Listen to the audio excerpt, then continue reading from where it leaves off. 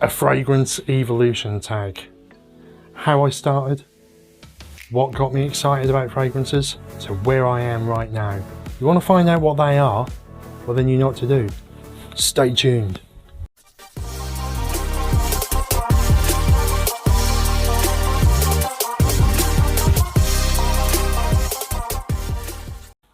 Hello, I'm Scott. This is the Centurion, and today is another tag video. Now, this is a fragrance evolution tag, and I was tagged by the wonderful John from the Scented Snowdrops.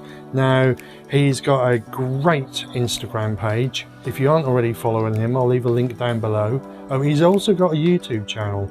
I will see if I can find that link, because he needs some subscribers. He doesn't want them, he said, but I don't care, he needs them. So yes, this is a fragrance evolution tag. Now, it's going to start right from early years, going all the way through. What were my earliest memories? What were my biggest loves?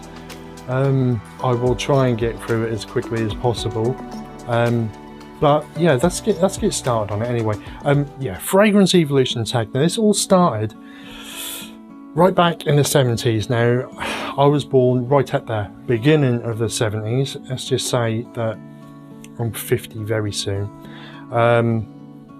And I always remember as a child, I must have been about 7, 8. And I don't know why, but Mummy's Little Soldier had to be bought at Christmas, aftershaves.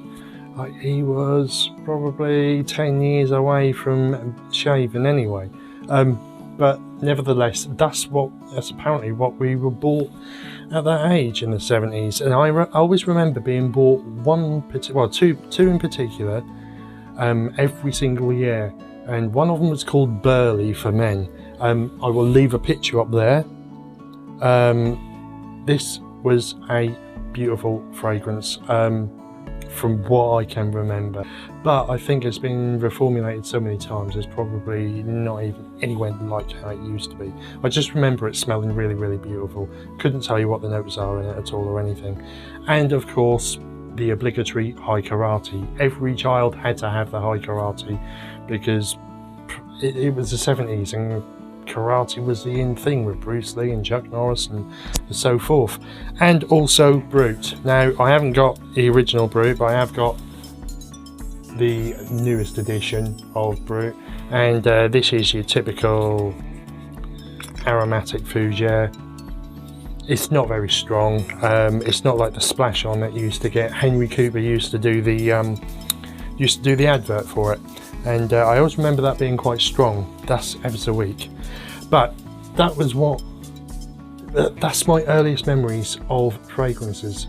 And then from then, in the 80s, when I started to go abroad, my earliest memory, and I have told this story before, was going to Gran Canaria, and I'd smelled a roommate's fragrance and I fell in love with it, and it was actually Corum. And it wasn't an EDT, it was an aftershave, and it came in exactly the same shaped bottle as that, and that was what it looked like.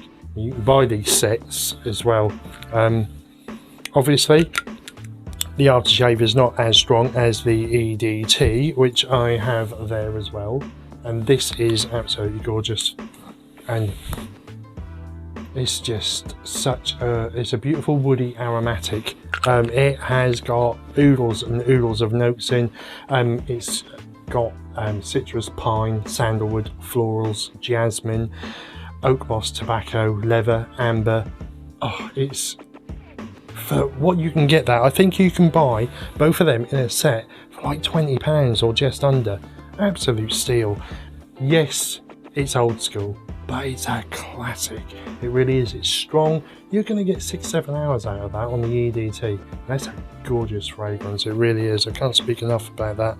Now, in the 80s, obviously, we had other things like Kuros.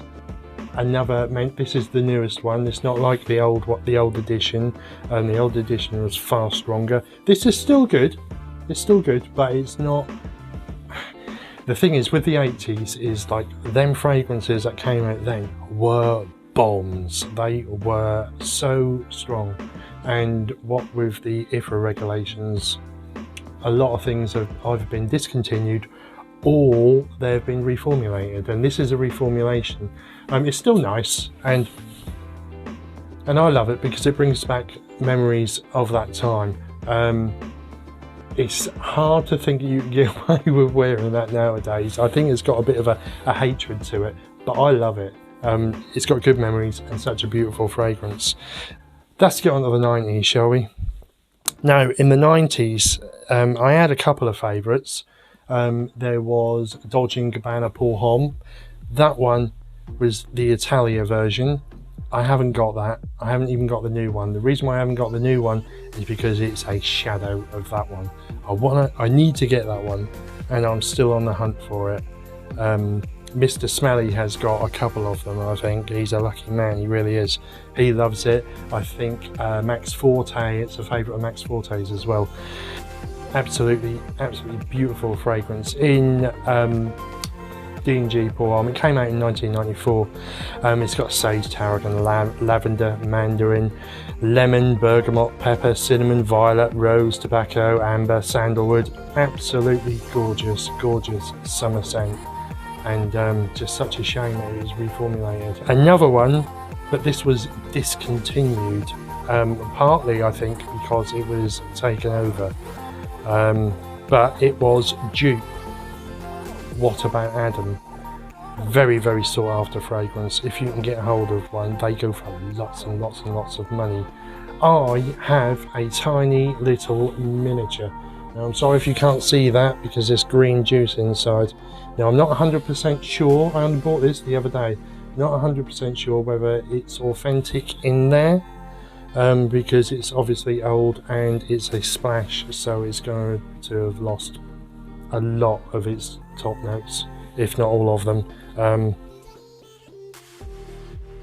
Yeah, you just all I get is a lot of vetiver from that one, so it's a shame, but I bought it because of the bottle. It's just to remind me that was one of my favourite fragrances, and it only had a lifespan of about 6 years, I think, before it was then canned. So it's really such a shame because it was a beautiful fragrance. Another one in the 90s, and I've got a backup bottle of it, is Givenchy's Sirius Rouge.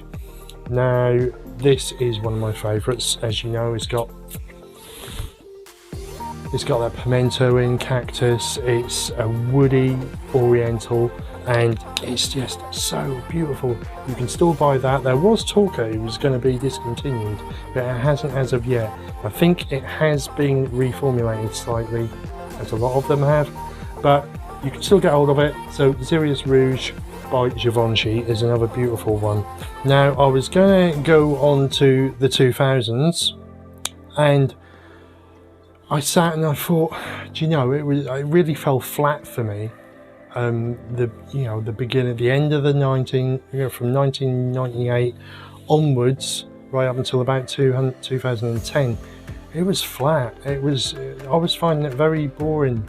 I was going into the likes of Boots and your different chemists and what have you, and every fragrance I picked up, or nearly every fragrance I picked up, smelled similar. And over the course of many years, I got disheartened by it all, and I just bought a couple of favourite fragrances. So I'm not going to even mention the 2000s, as in like that decade anyway, 2000 up to 2010. But what I am going to say is that quite a few years ago, I discovered that on YouTube there was fragrance reviews, and it's obviously way before I'd started, and by this point I was chomping at the bit, and I was wanting fragrances that would excite me, that would be different, rather than smelling like that same generic rubbish that we were getting all the time.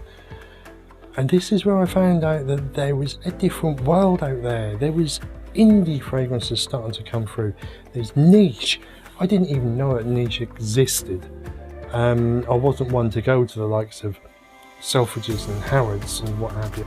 And where I come from, there wasn't an awful lot of shops that catered for more expensive fragrances. And to be quite honest, I didn't know the value of a good quality fragrance. so I wasn't buying them. If you'd have said to me 8 years ago, or even 6 years ago, would you spend £150 on a fragrance, I'd have laughed in your face. I'd have said, are you crazy? I do it all the time now, as many of you do. But yeah, from 2010 onwards, it started to get more and more exciting because of these reviews. And then you got the likes of, I know this is fairly recent, but Azzaro Wanted by Night, absolutely fantastic designer fragrance. Beautiful cinnamon tobacco fragrance with leather in it, I think, as well, and that is beautiful. You've got Vulgari Man in Black, another great designer. Beautiful bottle, really heavy bottle, fantastic fragrance, really loved in the community. But like I said, there was other fragrances I was learning about, and my first delve into niche was not actually that expensive. In fact, I got this bottle for £35, I think it was. It might have even been cheaper than that, and it was Molinard's Quill. This was something else. This was like walking onto a different planet. And you've got your suede, there's suede in there, saffron, there's lemon, there's patchouli. It's just unbelievable. It's been in a different country. It's like a Middle Eastern type of fragrance, and it was the first time I'd ever smelled anything like it in my life. And I owe my addiction to niche and indie to that very bottle and that very house. But that is Quill Molinard. I also got some other beautiful fragrances that I got introduced to. I'm now madly in love with ambers and roses. I mean, this is a new acquisition as well. Chopard Malarkey, absolutely fantastic. Sweet rose with a tiny little bit of oud in, I believe, and it's got saffron as well, and it's such a wearable, beautiful rose. It's really, really sweet and just gorgeous. And the best amber, vanillic amber you can get, Maison Francis Cogen Grand Soir. What a fantastic fragrance. Just to die for. And that's all of these. And like I said, going from the 2000s, and I was just bored, and then suddenly we have got just literally thousands and thousands and thousands of fragrances. And this is why I'm hooked and I love doing what I'm doing. So they are my little trip through from childhood, going through to where I am today.